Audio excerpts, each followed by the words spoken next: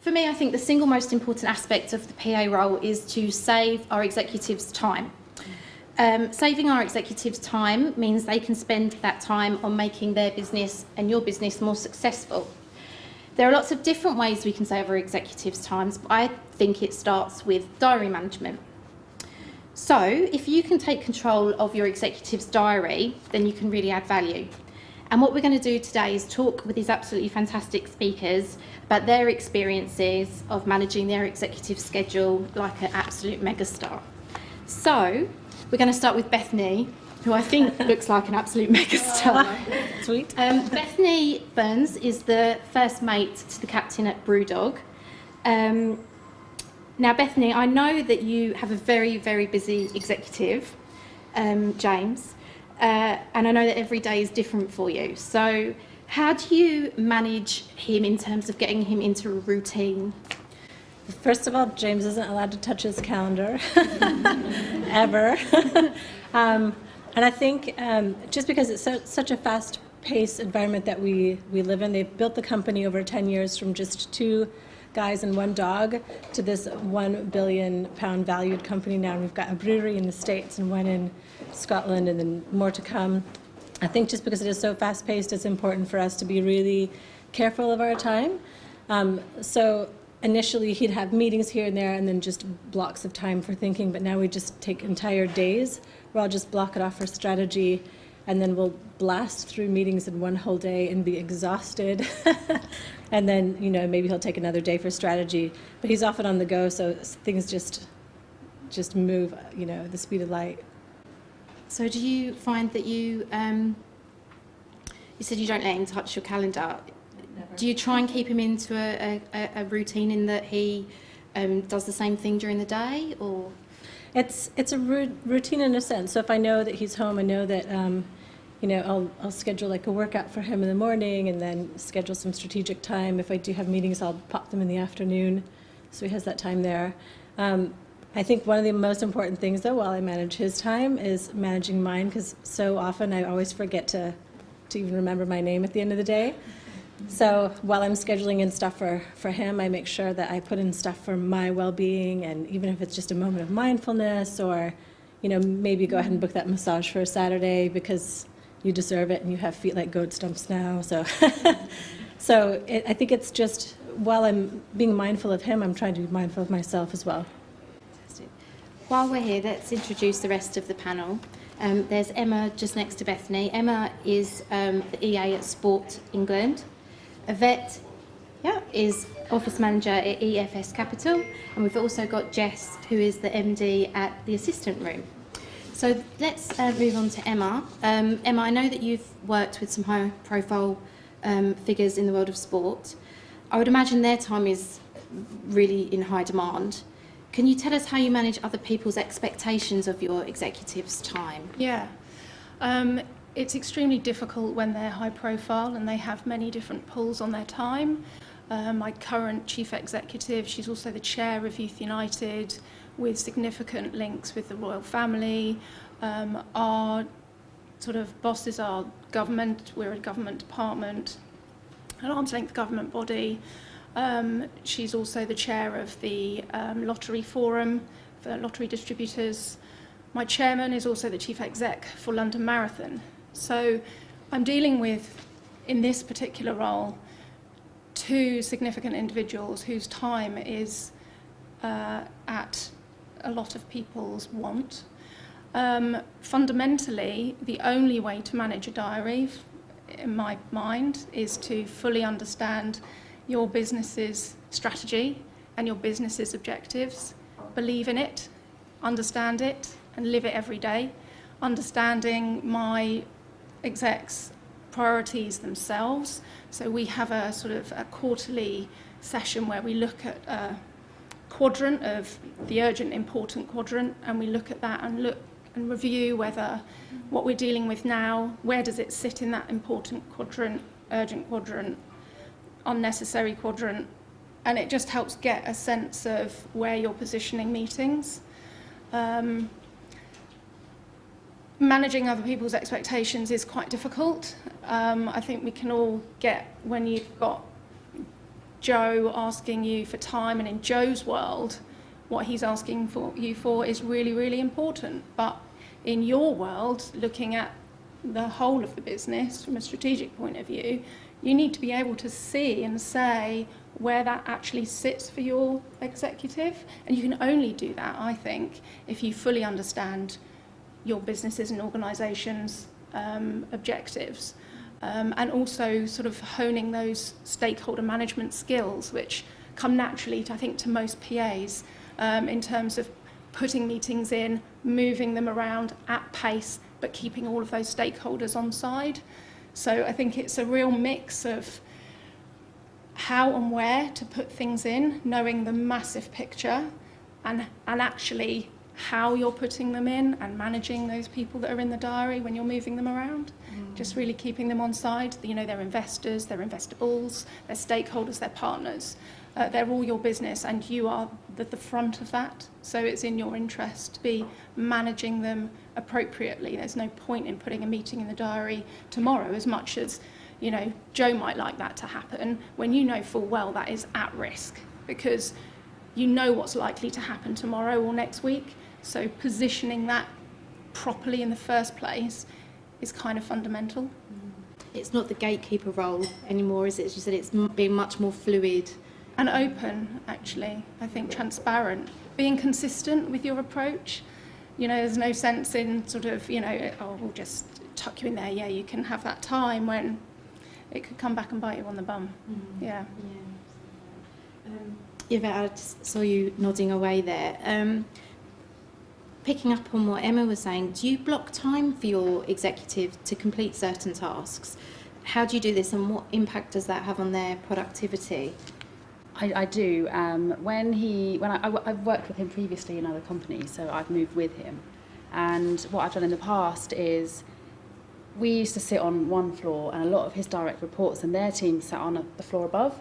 So occasionally he would just wander off, and I wouldn't know where he went. So I would... Does that sound familiar? So I had a little calling tree of all the other PAs on the other floors going, is he up there? Where is he? I need him. So to stop him wandering off, I used to schedule walkabout times, normally on like a Friday morning or a Friday afternoon. And because it was so important for him to go and see all his direct reports, going on from your point, Emma, about something that might not be necessarily high on his priority list, but might be high on theirs, they know that they've got that time when he's going to be around, so they can quickly nab him for 5 minutes and just get his view on something. So I think blocking out time for things that aren't necessarily at desk tasks is for him was really important. And Jess, if we could bring you in, I know you've worked for many, again, quite high profile people in that time. What technology do you use to help manage expectations and manage schedules? Is there anything that you think is just a must? I think that technology for all of us is completely relative. So we all have a different approach to technology. Some of us get on with it better than others, and we have a different approach to things. For me personally, when I was a PA, I used to always use Tripcase for travel. And I think if anyone here is familiar with regular travel, you might also be very familiar with Tripcase. And that's very, very useful because it's a centralised system for absolutely everything that your exec needs to know from getting from A to B. And it's super, super efficient. You know, it's something that I still use now. You've got your confirmation emails for your flights and your hotels and your ground transportation, and all you have to do is forward it to Tripcase, and it will completely streamline it into one single platform, which is super, super useful. And then the only other thing that I use, which I would highly recommend everybody here to really, really look at, is an app called Accompany. And it's pretty much your chief of staff on whatever platform or device that you really want to use. So say, for example, you've got an exec who will have back-to-back meetings all week, every week, and go to events regularly in the evening. It will completely assemble a whole personal profile on every single person that person is due to meet or due to sit down with, and it will tell you things like their recent social media feed. It will tell you things about the press articles they've recently been in. It will give you absolutely everything that you need to know about that one personal kind of contact. So it's sort of due diligence that would take maybe 2 or 3 hours at your fingertips. It's absolutely amazing. What was it called? Accompany. Company. Yeah. Did you ever search for yourself on it? No. I'll search for you though. Please don't. Bethany, let's come back to you. I know James travels quite extensively. I was looking at his Twitter feed yesterday and saw that he'd been all over Asia for a few weeks. Yeah, it's nuts. It's nuts, right? How do you manage his diary and schedule when he's on the road, which he is a lot, right? Yeah. Usually if he travels for any more than a couple of days, I'll go with him.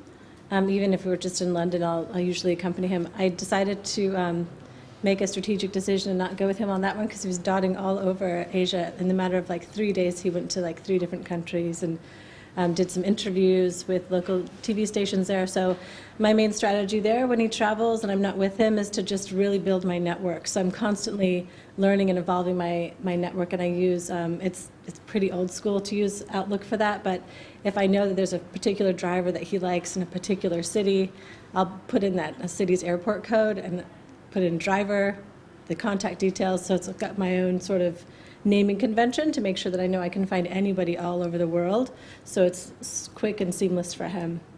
His time is so valuable and he's such a fast-paced entrepreneur that there's no way he has 10 extra minutes to wait for a disaster at the airport. Just as an aside question, when he does travel and you're not with him, what are your working hours? How do you make that work? Do you go onto his time, or do you stay on yours and just use technology to keep in touch? I think communication is just completely essential. I'm basically at his disposal, so I'm kind of on the job all the time. So if there's a disaster and I need to talk to someone in China, I'm available to do that so that it maximizes his time when he's out and about. So, but we're always in constant communication, whether it's WhatsApp or emails or whatever, just to make sure. I think that when you work with somebody so closely like that, there comes like a bond. And I wouldn't say it's at all a work wife, but we definitely have a reciprocal trust. So I think we know that it benefits both of us to know everything that's going on. So it's almost like a symbiotic relationship at that point. Yeah, agree. Emma, I know that you've previously worked for Trevor Brooking, and as a West Ham fan, amazing. Yeah, they're everywhere. They are, so we are. But I know that you worked with him both in a professional capacity, and you did a lot of personal work for him as well. Can you just tell us a little bit more about that experience, how you helped increase his productivity in terms of his schedule? And how did you work with him in terms of getting the most out of meetings with him and things like that? So when I first started with Trevor, it was an interesting time. We were sort of given each other at the Football Association. I was already there. So I was already 18 months into the role, PA role, and knew my way around. And Trevor comes in, and he's quite old school. And I'd set him up on a computer, had that on his desk, thought, like, that's it, I'll log him in every day, so it's all set, trying to maximise his time. He did not touch that computer, ever. I don't think he knew how to, which is fine, because that objective for me, I just thought, well, I'm just going to can this. This is not happening at all. He's obviously not comfortable with that. He's a lot more comfortable with paper diary, papers on his desk. So I removed the computer. He didn't touch a computer for the 10 years I supported him. All emails came to me, in and out. He couldn't text. I was texting for him. So in terms of managing his productivity, I owned it. I literally owned the diary, but it became that much more important to make sure that I sat down with him quite regularly. He'd have his paper diary, which was a mess. And I'd have my print-offs, and we'd literally come together and make sure we're, singing off the same hymn sheet, make sure he's got the same stuff as I've got. And, he was easy to manage in a way, in that way. He just liked working how he liked to work. And, we're malleable people, aren't we? We mould ourselves to how our execs like to work, and fundamentally, that's how he liked to work. So I just moulded myself to that. In terms of making him more productive, he was on the road with all the England squads a lot. So it was about just, it's going to work for him meeting with that person, either in situ at that club, at that match. He drove himself a lot around, so we didn't get a lot of opportunity to do sort of meetings in public transport or cars, but it would very much be in situ where he was, making the most of him being away and in that spot, catching up with that person, that coach, that player, whatever that looked like, and just maximising the time he had in the office. The more corporate aspect to his job. So it's sort of working with fluidity of his role, being on the road and with footballers, managers and coaches, to having that administrator role as a director at the Football Association. But again, it comes back to understanding how your boss likes to work and their priorities. What's their priorities, because that needs to be mine. I remember one year, one of the things that he had to do in that year was renew Stuart Pearce's contract. So, as odd as it seemed, that was my objective, one of my objectives that year. And it sounds a bit flippant, but when you break it down and we're coordinating all of that, you work it back and work out, right, so how far in advance do I need to catch legal and HR for those documents? Those documents then need to go via Trevor and then back again, maybe several times. Then he needs to meet with Stuart, time to sign it. You've got to work all that back, and you fundamentally are the person coordinating all of that. So understanding how that is going to flow in and out of the diary is really important. Using paper. Oh my God. The irony was I was also on the green team at Wembley for a good spell with my big green environmental hat on. And berating anybody who was printing off unnecessary reams of paper, and I'd go into Trevor because that's just the way he works. But what can you do? That's what you've got. Does anybody still have a boss that uses a paper diary, just out of interest? We've all gone digital. Oh, we have one at the back. Well, let's come back to you, Yvette. When you first started working with your executive, I know that you've worked with him for a while. Did you have a discussion about their diary and how you would manage it? And what questions did you ask to make sure that you were working together and managing the schedule effectively? So the first thing I wanted to understand from him was the key people that he needed to see on a regular basis, sort of his important people. And I was really lucky that I did a really, really good handover with his previous PA. She had his diary all colour-coded and it was all amazing. It was like a rainbow. Didn't stay like that for very much longer. But my exec, he's a great person to work with. I'll tell him he needs to be here and he will be there whenever I tell him to. That's the dream. And it is.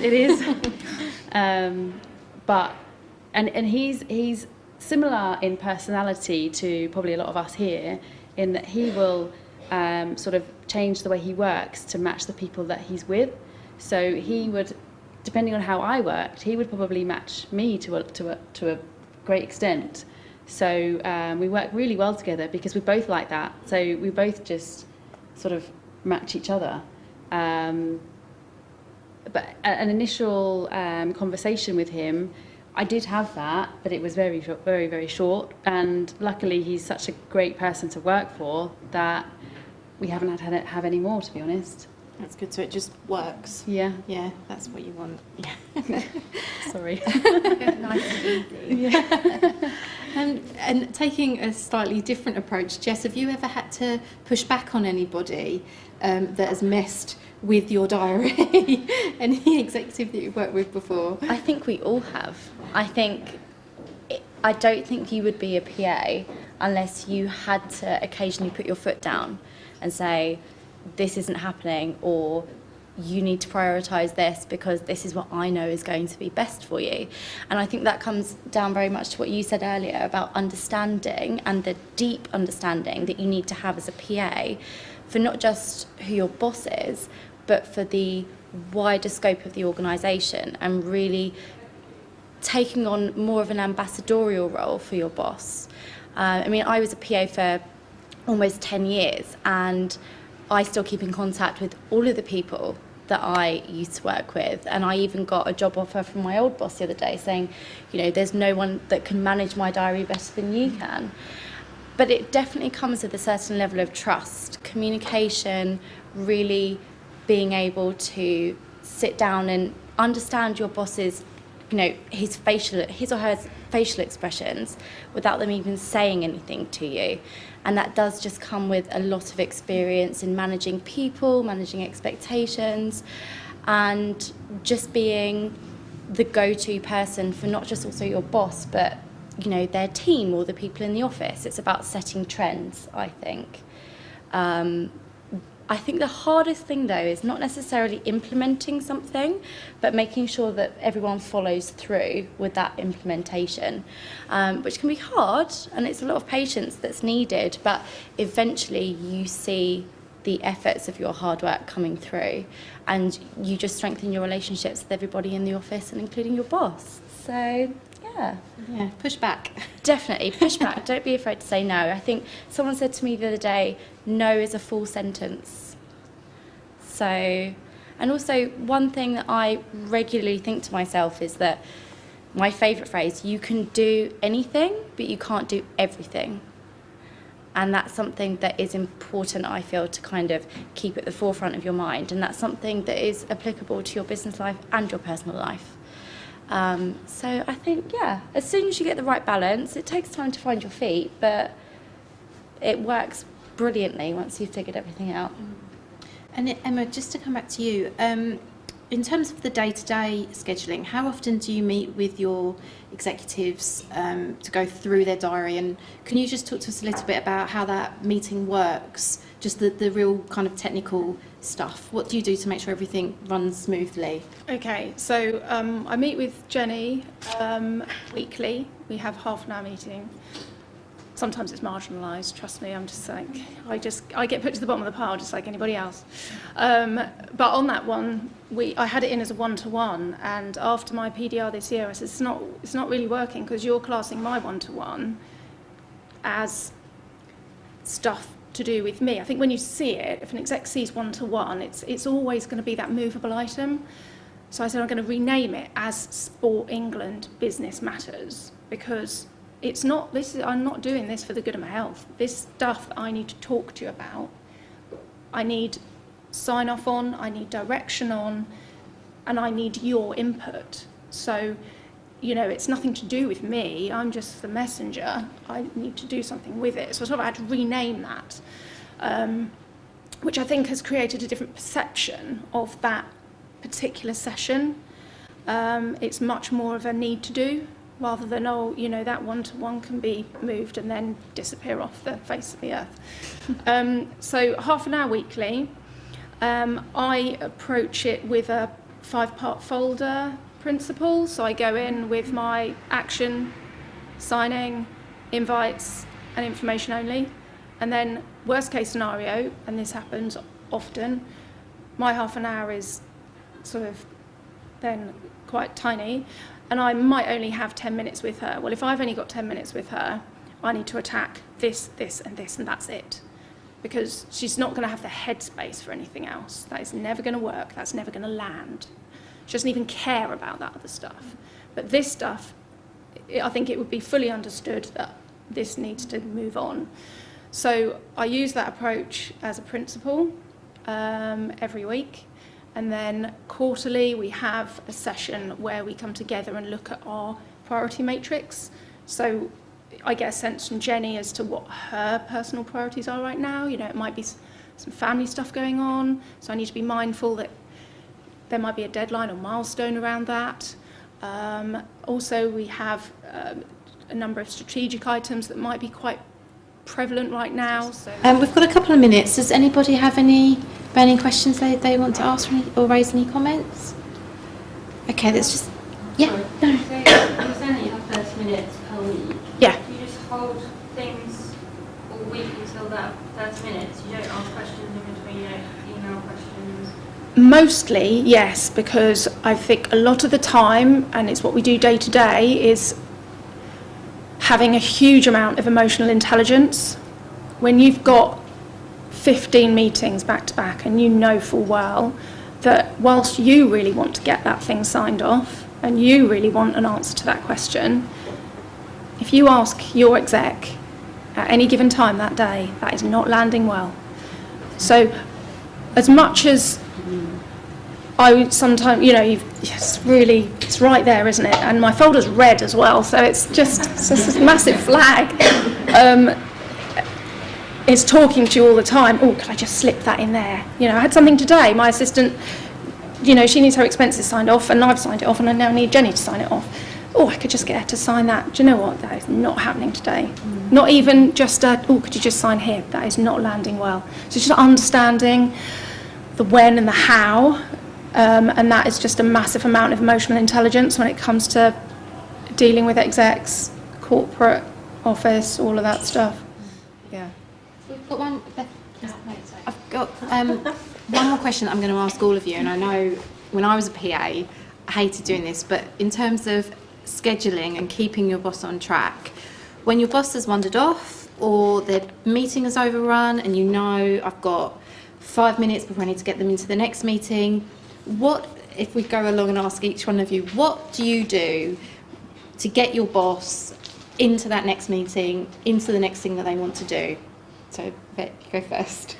I think going on, Emma, you made a point earlier about understanding the business that you work in, and I think that's really, really important. So that if the next meeting that they're going to be late for is really, really important, I will literally go into their meeting and pull him out. I probably wouldn't hold him by the scruff of the neck and come out, just knock on the door and say, your next meetings, your next people are here, or something like that. I'd let the next meeting know he's running a couple of minutes late, he'll be here shortly, he knows you're here. I would literally, if I knew that what he had coming wasn't that important, I probably wouldn't have scheduled 2 meetings back to back in the first place. I would always allow overrun. Again, it goes back again to the same point of if you know their objectives and you know what they're doing, that meeting's probably going to overrun, so you'll leave an hour, and I will literally block it out in his diary and say meeting overrun or emails or something, so that nothing else gets booked in, so he doesn't have back to back, and then you know whether to go and interrupt him or to send the other people away with apologies. Jess? I think looking at it from the perspective of going from PA to business owner is that I think we're all probably exactly the same in what Yvette has just said, but I don't think I really appreciated how important that was until I started running my own business. So I think my biggest advice would be to not be scared to knock on the door and go into a meeting room and say, get out, someone is here to see you next, or you've run over, or to basically have that confidence. From my perspective, as soon as I have a PA, I would love for that to happen. And I think that from a business owner perspective now, I've really appreciated how important it is to have a strong, passionate PA who really has your best interests at heart. And you may not necessarily, as the boss, they may not necessarily think that at the time. They may think, this person is maybe interrupting me in a meeting, or they're stopping me from finishing my conversation. But in reality, you are keeping them on track, and that's your job. Your job is to make sure that they can get absolutely everything that they need to get done when they need to get it done. And they may not like it sometimes, but that's how it should be. And I think it's a two-pronged thing. Really, I think it's, having the conversation with your executive in advance to say, hey, are you okay with me giving you a 2-minute warning or knocking on the door? Yeah. And then it's also having that same conversation with these people that you're booking in for meetings. And so I'll often set the expectation with them in advance and saying, look, that this meeting is going to be bullet point conversation. You're going to spit out your priorities first, and then, hope that you get through everything, but you've only got 15 minutes, and that's it. And then they'll always ask, oh, can I please have 20? I'm like, I would love to give you 20, but no. So it's really having the conversation with your executive and then with the people that you're booking the meetings with so that both sides know exactly what's going to happen. So that when I do knock on the door and raise my eyebrows, everybody knows it's time. I do a drive-by, so basically I just, I do exactly what you do, and if it's 2 minutes, it's 2 minutes, otherwise it's one of those, and then we're out, and very much, yeah, absolutely. I think it's very fully gangster. understood. Where's Emma going? She's going to do a drive-by right now, and then literally in minutes, Jenny will appear, she goes, oh, right, back on. But you have to, you absolutely have to, and you're relied upon to be that person as well, and you just, take a breath, give it a smile, and in you walk. So I've been in a position where I've actually been told, why didn't you come and get me? Yeah. So they, a lot of the time they do actually want you to go in and interrupt them. Yeah. You're so right. Yeah. Okay, well that's our lot, I'm afraid. Can everybody just give our panellists a lovely round of applause? Thank you very much. Thank you.